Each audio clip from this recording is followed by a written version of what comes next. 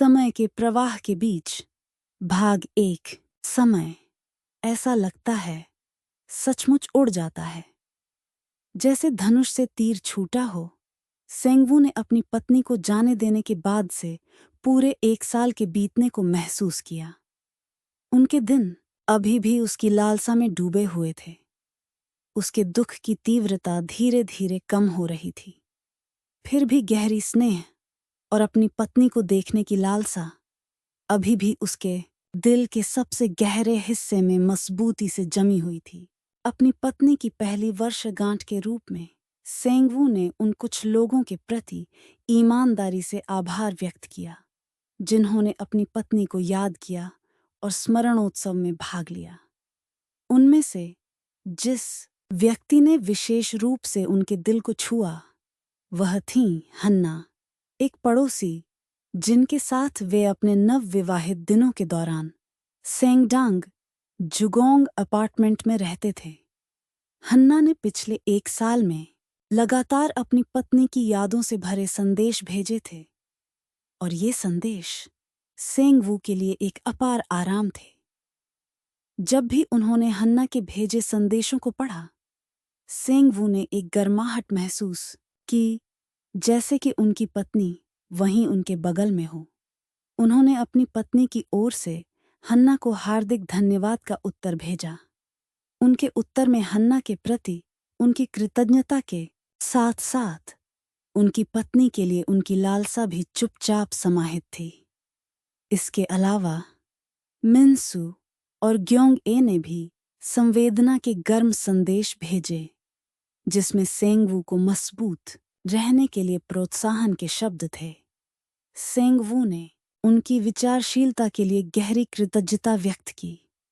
इन कठिन और अकेले समय में उनकी पत्नी को उनके साथ याद करने वाले लोग थे। यह तथ्य उनके लिए ताकत का एक बड़ा स्रोत था। उस सुबह नाश्ते के लिए सेंगवू ने एक तत्काल दलिया पैकेट निकाला। यह दलिया कुछ ऐसा था जिसे उन्होंने अपनी पत्नी के अस्पताल में भर्ती होने के दौरान जल्दी से भोजन खत्म करने के लिए कई बार खरीदा था, क्योंकि वह उनका पक्ष नहीं छोड़ सकते थे। हालांकि यह थोड़ी ही समय पहले समाप्त हो गया था, स्वाद अभी भी पहले जैसा ही था। दलिया के प्रत्येक चम्मच के साथ सेंगवू अक्सर विचारों में खो जाते थे, यह सोचते हुए कि अगर उनकी पत्नी अभी भी यहाँ होती, भले ही वह सिर्फ बिस्तर पर लेटी होती, तो वह कैसे उसके चेहरे को छू सकते थे, अधिक प्यार व्यक्त कर सकते थे और उससे गर्मजोशी भरे शब्द बोल सकते थे। उनकी आंखों में नमी आ गई। अपना भोजन समाप्त करने के बाद सेंगवू ने एक क्षण के लिए खिड़की से बाहर देखा। गुजरते लोगों की व्यस्त गतिविधियों के बीच उन्होंने महसूस किया जैसे कि केवल वह ही समय में स्थिर खड़ा था। अपनी पत्नी के साथ बिताए समय की यादें उसकी आंखों के सामने एक बहुरूप दर्शक की तरह कौंध गईं। सोफे पर एक साथ देखे गए नाटकों, एक साथ हंसे गए किस्म के शो, एक साथ ली गई शांत सैर को याद करते हुए। घर का कोई भी कोना ऐसा नहीं था जिसे उनकी पत्नी के हाथ ने न छुआ हो। उनके पसंदीदा गमले के पौधे, उनके द्वारा ध्यान से चुने गए चित्र फ्रेम, वे पुस्तकें जिन्हें वे अक्सर पढ़ती थीं, हर चीज ने उन्हें उनकी पत्नी की याद दिला दी। हर एक वस्तु में उसके साथ बिताए समय की एक स्मृति थी। वह कभी कभी वस्तुओं को देखता था और अपनी पत्नी के साथ बातचीत करने की कल्पना करता था। उन्होंने अपना फोन निकाला और गैलरी खोली। उनकी पत्नी के साथ ली गई अनगिनत तस्वीरें वहां संग्रहित थीं। उनकी पत्नी का उज्जवल मुस्कुराता हुआ चेहरा, उनकी यात्राओं के दौरान एक साथ छोड़े गए पद चिन्ह, वे क्षण जब उन्होंने एक दूसरे को देखा और अपने साधारण दैनिक जीवन में मुस्कुराए। तस्वीरों में उनकी पत्नी जीवंत और सांस लेती हुई लग रही थी। हर बार जब उन्होंने तस्वीरों को स्वाइप किया तो लालसा की एक भारी लहर उन पर छा गई।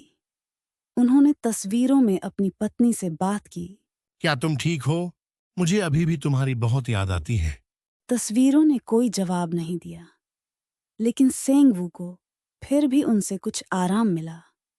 उन्होंने तस्वीरों को देखते हुए अपनी पत्नी की आवाज को याद करने की पूरी कोशिश की। उनके कोमल स्वर से उनका नाम पुकारना, उनकी साझा की गई हंसमुख हंसी, यहाँ तक कि उनकी प्यारी आवाज जब वह चंचल रूप से शिकायत करती थी। हर आवाज उसके कानों में गूंजती हुई लग रही थी, लेकिन जब वह वास्तविकता में लौटे तो वे ध्वनियां एक प्रतिध्वनि की तरह फीकी पड़ गईं।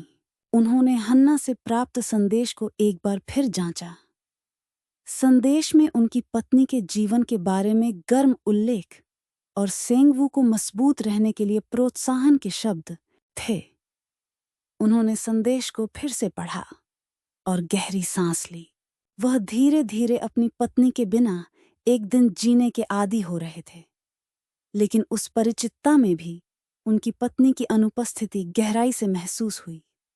यह तथ्य कि सुबह उठने पर उसके बगल की जगह खाली थी, यह तथ्य कि भोजन के दौरान उसके सामने कोई नहीं बैठा था, यह तथ्य कि सोने जाते समय उसके बगल में सोने वाला कोई नहीं था, ये रोजमर्रा के पल अभी भी उनके लिए एक महान दुख के रूप में आए। सेंगवू ने अपनी पत्नी की यादों को अपने दिल के करीब रखा, उन लोगों के प्रति आभार व्यक्त किया जिन्होंने उन्हें याद किया, और एक और दिन शुरू करने की तैयारी की। उसके कदम भारी थे, लेकिन फिर भी वह जानता था कि उसे आगे बढ़ना है। उनकी पत्नी द्वारा छोड़े गए प्यार और यादें उनके कदमों को आगे बढ़ा रही थीं, भले ही थोड़ी ही देर के लिए। आगे कहानी की व्याख्या आने वाली है। आज हम एक काफी निजी अनुभव पर बात करने वाले हैं। ये दुख और यादों से जुड़ा है। ये एक कहानी है जिसका नाम है समय के प्रवाह में भाग 1। इसमें स्युंगवू नाम के एक व्यक्ति की बात है जिनकी पत्नी को गुजरे हुए मतलब 1 साल हो गया है। अच्छा। और ये कहानी असल जिंदगी पर आधारित है, पर इसे थोड़ा आप कह सकती हैं बदला गया है। तो आज हम यही समझने की कोशिश कर रहे हैं कि किसी अपने के जाने के ठीक 1 साल बाद वो पहली बरसी के आसपास इंसान कैसा महसूस करता है, क्या चल रहा होता है उसके अंदर। हाँ, ये जो पहली बरसी का समय होता है ना, ये अक्सर बहुत भारी होता है। कहानी हमें बताती है कि स्युंगवू के लिए शायद वो दुख की पहली एकदम तीखी लहर थी, वो थोड़ी शांत हुई है। लेकिन पत्नी के लिए जो प्यार है या उन्हें फिर से देखने की वो जो तड़प होती है, वो अभी बहुत गहरी है, बहुत ज्यादा। सही बात है। इससे यही पता चलता है, देखिए, कि शोक कोई सीधी लकीर में नहीं चलता, मतलब इसमें उतार चढ़ाव आते रहते हैं। हाँ बिल्कुल, और ये उतार चढ़ाव अकेले झेलना तो और भी मुश्किल हो जाता होगा। कहानी में एक बात मुझे काफी दिलचस्प लगी। जैसे ही पहली बरसी नजदीक आती है, स्युंगवू उन लोगों के लिए एक तरह का आभार महसूस करते हैं जिन्होंने उनकी पत्नी को याद रखा है। अच्छा, जैसे कौन? खास तौर पर उनकी एक पुरानी पड़ोसी हैं, हन्ना जी। वो पिछले 1 साल से लगातार, मतलब रोज तो नहीं पर अक्सर पत्नी से जुड़ी कोई ना कोई याद मैसेज करती रही हैं। ओह, ये तो बहुत अहम बात है। हाँ, और ये छोटे छोटे संदेश जैसे स्युंगवू के लिए एक तरह का सहारा बन गए हैं। बिल्कुल बिल्कुल, यही मैं कहने वाला था। यहाँ सिर्फ याद रखना ही काफी नहीं होता है ना, बल्कि उस याद को लगातार छोटे छोटे तरीकों से जताना, जैसे यहाँ हन्ना जी के संदेश, ये दुख में डूबे इंसान के लिए बाहरी दुनिया से जुड़ने का एक लाइफलाइन जैसा बन सकता है। हाँ, लाइफलाइन सही शब्द है। ये एहसास दिलाता है कि आप अकेले नहीं हैं, कि आपका जो नुकसान हुआ है उसे कोई और भी समझ रहा है, साझा कर रहा है।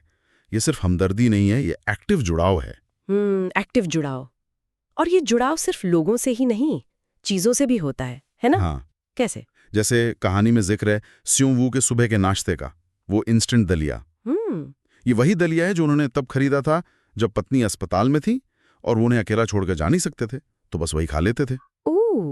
अब वो दलिया खाते हुए सोचते हैं कि काश पत्नी बिस्तर पर होती तो वो उनका चेहरा छू पाते। देखिए, कितनी रोज की चीज है, पर कितनी भारी यादें जुड़ गई हैं इससे। बिल्कुल, ये बहुत मार्मिक है। साधारण चीजें कैसे असाधारण प्रतीक बन जाती हैं। वो दलिया सिर्फ खाना नहीं है, वो उस दौर की जो बेबसी थी, देखभाल करने की जो इच्छा थी, और वो प्यार जो शायद अधूरा रह गया, उसका एक तरह से मूर्त रूप है। सही कह रहे हैं। ये दिखाता है कि शोक कैसे हमारे आज के हर पल में बीते हुए कल को घोल देता है। जो चीजें कभी साथ में खुशी देती हैं, वो अब अकेलेपन और याद का आईना बन जाती हैं। ये चीजों का एक तरह से एजेंट बन जाना, ये शोक का एक बहुत शक्तिशाली पहलू है। और फिर वो खिड़की से बाहर देखते हैं। दुनिया चल रही है अपनी रफ्तार से, लोग आ जा रहे हैं, लेकिन स्युंगवू को लगता है जैसे वो वक्त में कहीं अटक से गए हैं। घर की हर चीज, सोफा, टीवी, पौधे, यहाँ तक कि तस्वीरें, सब या तो पत्नी की मौजूदगी का एहसास दिलाती हैं या शायद अब उनकी गैर मौजूदगी का। हाँ। वो फोन में पत्नी की तस्वीरें देखते हैं, उनसे मन ही मन बातें करने लगते हैं, उनकी आवाज कैसी थी ये याद करने की कोशिश करते हैं। ये जो वक्त का अलग अलग अनुभव है ना, ये शोक में बहुत आम है। बाहरी दुनिया का समय तो भागता रहता है, पर जो शोक कर रहा है उसके लिए या तो समय रुक सा जाता है या बहुत धीमा हो जाता है। और तस्वीरों से बात करना, आवाज याद करने की कोशिश करना, ये सब उस कनेक्शन को, उस रिश्ते को जिंदा रखने की एक कोशिश है जो अब भौतिक रूप से नहीं रहा। ये एक तरह से यादों को सक्रिय रूप से सहेजने का, संभालने का तरीका है। तो स्युंगवू एक और दिन का सामना करते हैं पत्नी की यादों के सहारे और उन लोगों की मेहरबानी के सहारे जो उन्हें याद दिलाते हैं कि उनकी पत्नी को भुलाया नहीं गया है।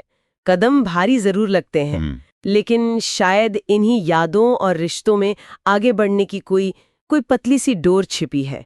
पर जैसा हमने कहा, ये कहानी का सिर्फ एक हिस्सा है अभी। और यहीं पर एक जरूरी सवाल खड़ा होता है कि हम यादों को इस तरह कैसे संजोएं कि वो हमें ताकत दें, न कि दुख के दलदल में और फंसा दें। हाँ, ये बहुत अहम सवाल है। वो कौन सी छोटी रस्में हो सकती हैं या आदतें जो हमें अतीत से जुड़े भी रखें और वर्तमान में जीने की हिम्मत भी दें। स्युंगवू के सफर में अभी और भी पड़ाव आने बाकी हैं, यकीनन। बिल्कुल, ये कहानी जिसे थोड़ा बदला गया है आगे भी जारी रहेगी, और हम देखेंगे कि समय के साथ स्युंगवू अपने इस गहरे दुख से कैसे गुजरते हैं और क्या सीखते हैं। पसंद और सब्सक्राइब करना न भूलें। आपका समर्थन हमें और भी बेहतरीन सामग्री बनाने में मदद करता है।